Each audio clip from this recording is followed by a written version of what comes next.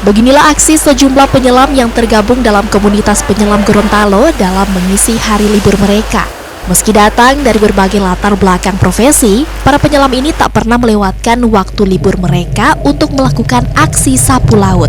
Berbekal pengalaman menyelam dan peralatan yang dimiliki, para penyelam ini terjun ke dasar laut untuk mengangkat sampah.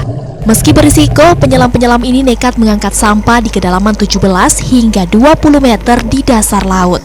Untuk saat ini, komunitas penyelam Gorontalo memfokuskan pengangkatan sampah bawah laut di lokasi-lokasi wisata dan kawasan konservasi, seperti lokasi wisata hiu paus Botubarani, serta lokasi wisata pantai populer lainnya di Gorontalo.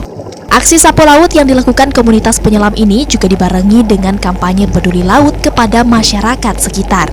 Untuk kita dari komunitas itu memang dari di Gorontalo punya banyak komunitas yang selalu rutin kita laksanakan itu jelas tetap bersih-bersih pantai, tidak juga bersih-bersih pantai, akan tetapi juga kita sering turun bersama membersihkan yang di dalam laut. Di mana ada sampah-sampah plastik yang tidak bisa diurai, itu kita angkat semua.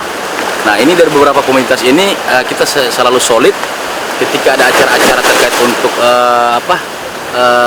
perawatan terumbu karang, kita selalu proaktif untuk melestarikan itu.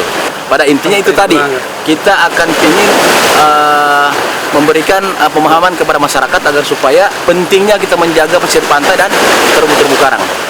Kepedulian terhadap lingkungan bawah laut tak hanya dilakukan dengan mengangkat sampah. Komunitas ini juga melakukan perawatan terumbu karang, mengangkat sampah di pesisir, serta pelestarian hewan laut lainnya.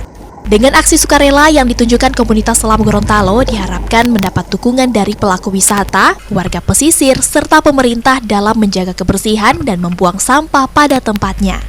Henca Tumilaar, Kris Kamisma, Kompas TV Gorontalo.